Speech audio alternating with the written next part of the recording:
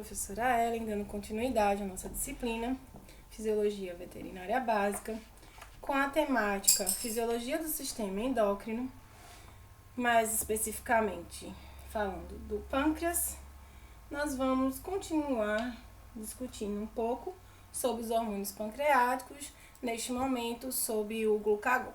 Então, o glucagon, assim como todos os hormônios pancreáticos, são hormônios do tipo polipeptídico, que, assim como a insulina, é formado, pela síntese de uma proteína original, que é o pré-pró-glucagon. A partir dessa estrutura oriunda do processo de transcrição, tradução, então inicialmente é necessária a expressão gênica para que isso ocorra.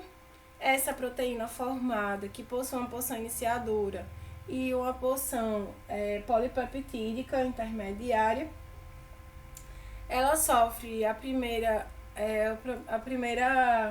fragmentação com a eliminação dessa porção iniciadora e posterior no retículo endoplasmático, formando o pró-hormônio, e posteriormente a liberação dessa porção polipeptídica intermediária para a formação, finalmente, no complexo de Golgi, do hormônio propriamente dito, do glucagon.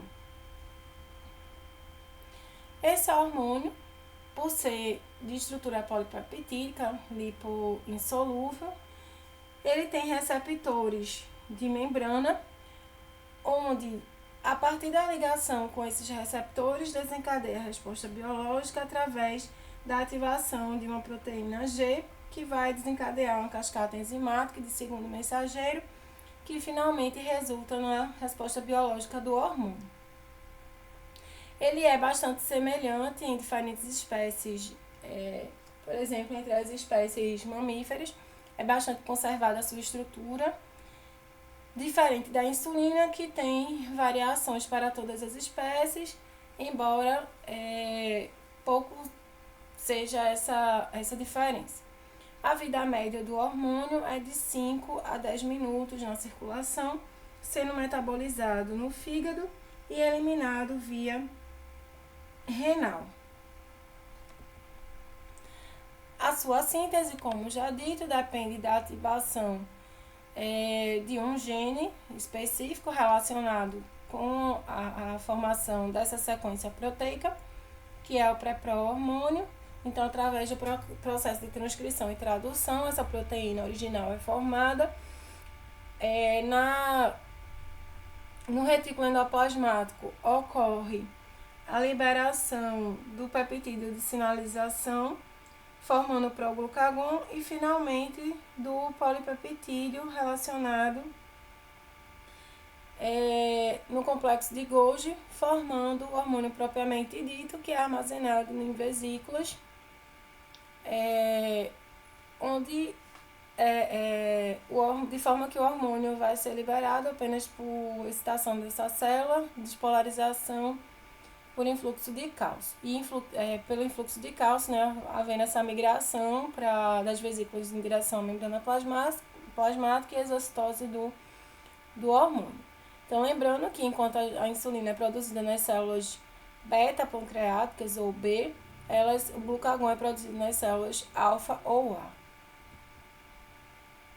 Então, aí o glucagon é armazenado nas vesículas oriundas do complexo de Golgi, e a partir do aumento da concentração de cálcio intracelular ocorre a exocitose desse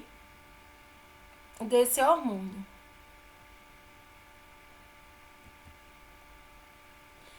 O glucagon produzido, sintetizado e secretado pelas células alfa ou A pancreáticas, a sua secreção é estimulada por fatores metabólicos, fatores hormonais ou fatores neurais, assim como ocorre para a insulina. Lembrando que esse, junto com a insulina, é um importante hormônio de atuação na regulação metabólica, tendo atuações antagônicas. Então, o principal fator metabólico que estimula a a síntese e secreção do glucagon é o aumento dos níveis de carboidratos digestíveis circulantes, particularmente a glicose, mas não somente ela. Então, toda vez que tivermos o aumento das concentrações de glicose circulante, isso vai inibir a secreção do glucagon e favorecer a secreção da insulina.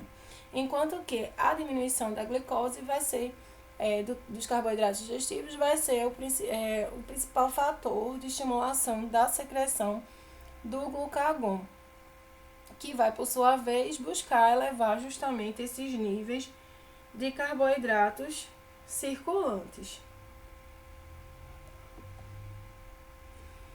Essa diminuição da produção de glucagon e secreção quando os níveis de carboidratos estão altos, assim como quando o nível de insulina também está alto, se deve à diminuição do processo de transcrição nas células alfa-pancreáticas, ou seja, a diminuição na síntese do glucagon. Os aminoácidos, por sua vez, assim como acontece para a insulina, o aumento de aminoácidos circulantes, ele favorece a secreção do glucagon, tanto do glucagon quanto da insulina. Então, dietas mistas favorecem, e ricas em proteínas, favorecem tanto a secreção do glucagon quanto da insulina.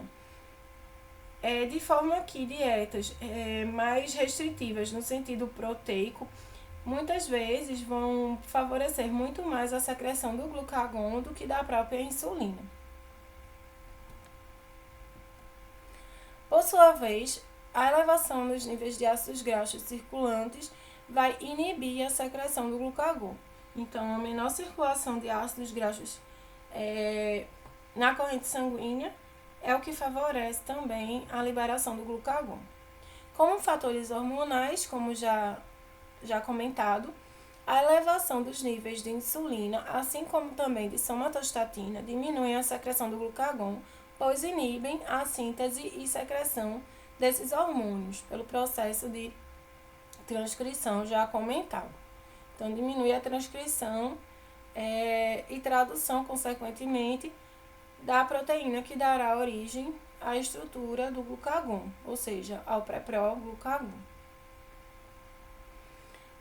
Como fatores, além disso, também, como fator hormonal, vários hormônios gastrointestinais também estão envolvidos com a estimulação à secreção do glucagon, particularmente aqueles de finalização da digestão, como a somatostatina intestinal, por exemplo.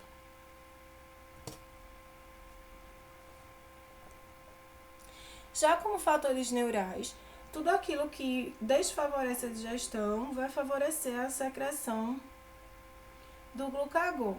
Então, dessa forma, o sistema nervoso autônomo simpático, ele vai estimular a síntese e secreção do glucagon, enquanto que o sistema nervoso autônomo parasimpático, que favorece a digestão, que favorece a secreção da insulina, desfavorece a secreção do glucagon. Quanto aos efeitos biológicos do glucagon, esses se localizam mais especificamente no fígado, predominantemente ocorre no fígado, mas também no tecido adiposo, e ele não tem um efeito direto na musculatura esquelética. Então, esse efeito, ele é, como já dito, oposto, antagônico, ao da insulina, de modo que, enquanto a insulina busca armazenar as reservas energéticas de carboidratos, de lipídios, de proteínas, ele vai buscar quebrá-las e, assim, utilizar esses elementos como substratos no metabolismo celular. Então, aí na imagem, novamente, nós vemos que a insulina, ela diminui justamente o processo de neogênese, de glicogenólise, de cetogênese, enquanto que o glucagon, a adrenalina, a noradrenalina, os corticoides, o T3 e T4, eles aceleram esse processo. Nesse sentido, o glucagon ele vai atuar especialmente no fígado, é o principal local, como já dito, de sua atuação, onde favorece os eventos de glicogenólise, gliconeogênese, consequentemente o aumento de glicose na corrente sanguínea, o aumento da captação de aminoácidos, oriundos tanto da proteólise hepática como também de tecido muscular, embora ele não tenha essa atuação direta na musculatura, mas ele aumenta a captação dos aminoácidos liberados da quebra de proteínas, utilizando assim para a produção de glicogênio pela via neoglicogênica e da lise desse glicogênio a liberação da glicose para ser utilizada no metabolismo celular, assim como também aumenta a síntese de corpos cetônicos pelo processo cetogênico a partir dos lipídios, né, liberados também do tecido adiposo, onde ele atua, e que são transformados em corpos cetônicos como fonte energética também. E isso é possível pela ativação das enzimas envolvidas nesses eventos, enquanto que o glucagon vai inibir as enzimas relacionadas com a gênese, com a lipogênese, com a proteogênese, com a glicogênese. Então, um efeito realmente oposto ao da insulina.